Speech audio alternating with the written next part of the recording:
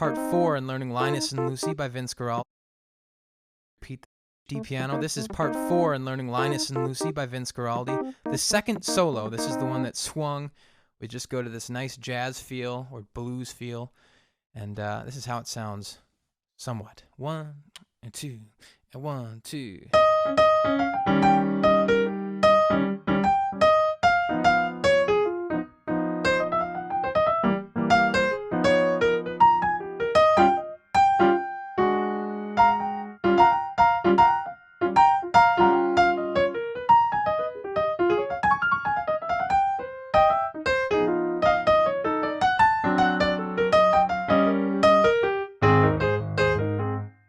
So we've got a lot to talk about, a lot to walk through on this. Let's start with just learning the right hand. Middle C here, starting up here. So this is our first 2 measures right here. This chord, E flat, G, G, ending on B flat. And then we throw in a D flat there. We do kind of the same thing on this D flat chord. So.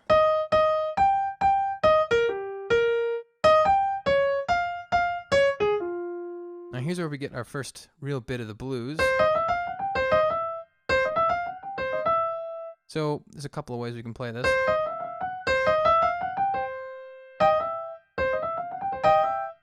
So it's C, E flat, E, F, F sharp, G, C, and then I like to play G on the top. It's E and G with a grace note from D sharp.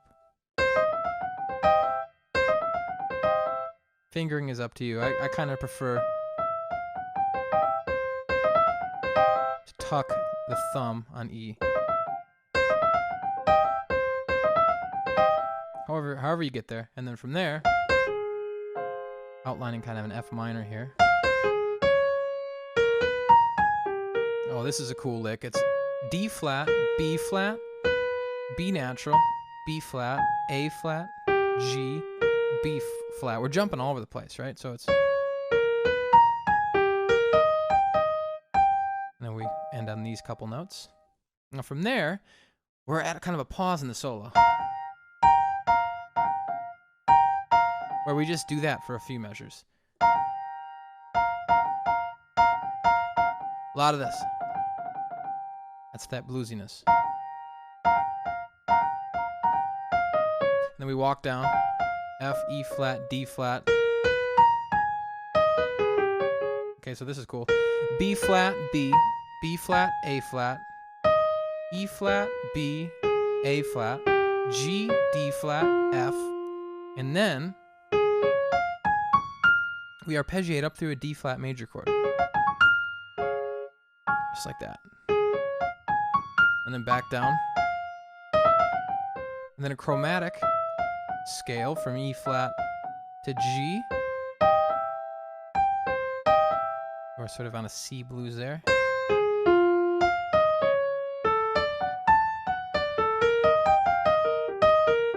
Now we end the solo just arpeggiating a lot of chords. So we start here on D flat 7. That's not exactly an arpeggio, but it's implied D flat.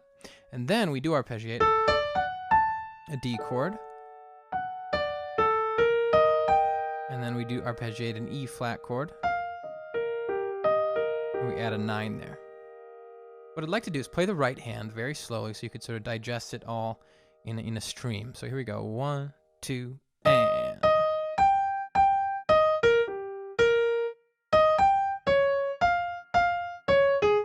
1, 2.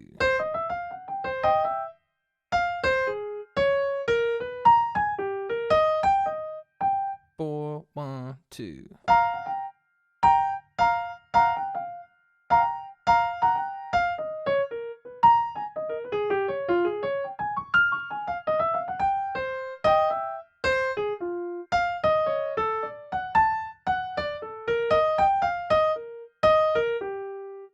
Good. Now the left hand, I'm not going to do, not going to go too wild on, but whenever I have an E flat 7 chord, I'm just going to kind of play this. You can even play this. It's E flat, G, D flat. It gives us an E flat 7 just structure down here.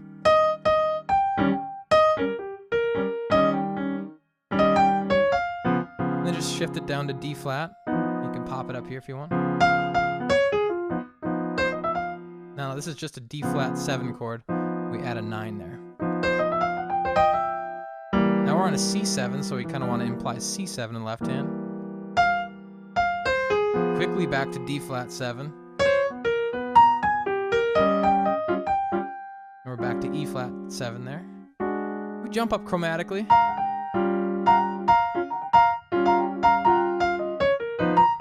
Now this is where the left hand kind of drops out.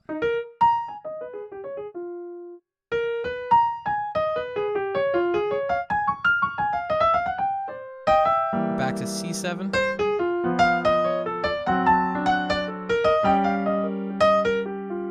So that's the general outline of the left hand. We're just following the chord changes. There's nothing really notey happening in the left hand. So I'm going to play the solo very, very slowly, best of my ability. Solo number 2. Here we go. 1, 2.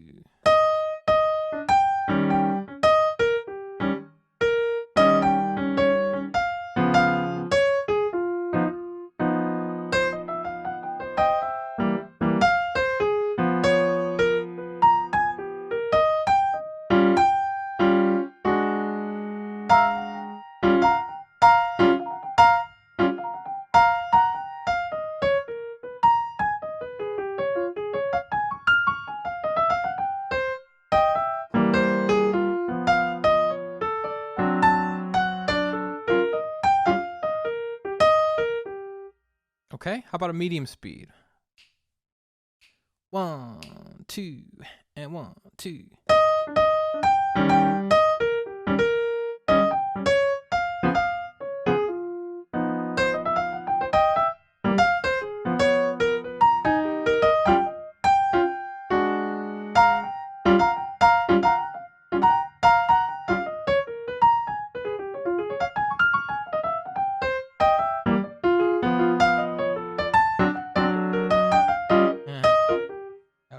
That's okay, okay.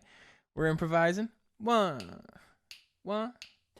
Recorded tempo 1.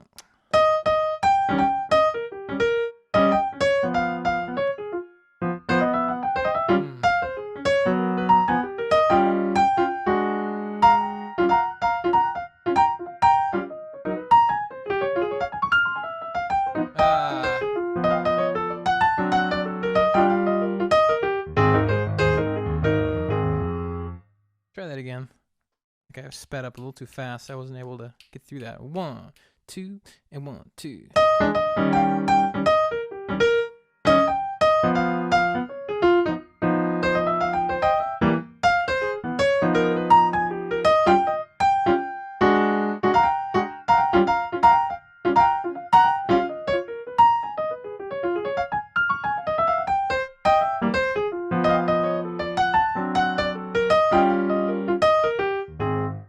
All right, there we go. So that is the solo number 2 to Linus and Lucy, and that's all the stuff we need to learn to play it all. I actually didn't mention the outro in part 2 like I said I would. So the outro, I'm just going to go over it very quickly here. Yeah, it sounds a little something like this. 1, 2, 3, 4.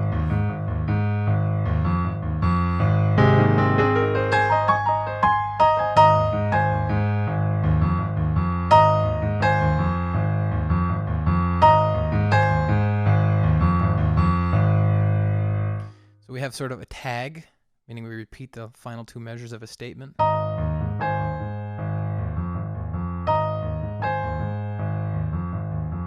we just end there. The one big rise that we need to make sure to learn is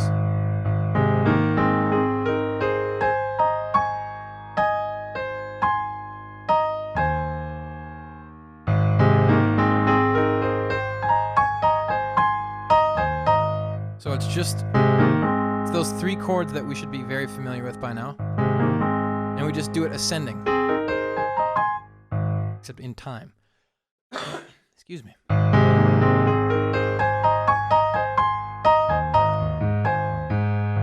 little faster.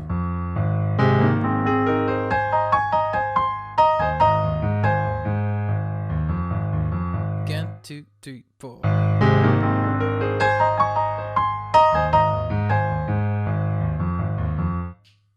recorded speed. Outro 2. Here's the lead-in. Here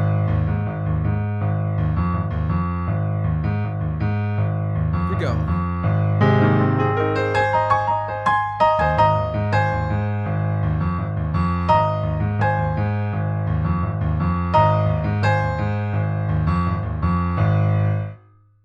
All right, on to the whole song run through, Linus and Lucy by Vince Guaraldi. I'm Dan.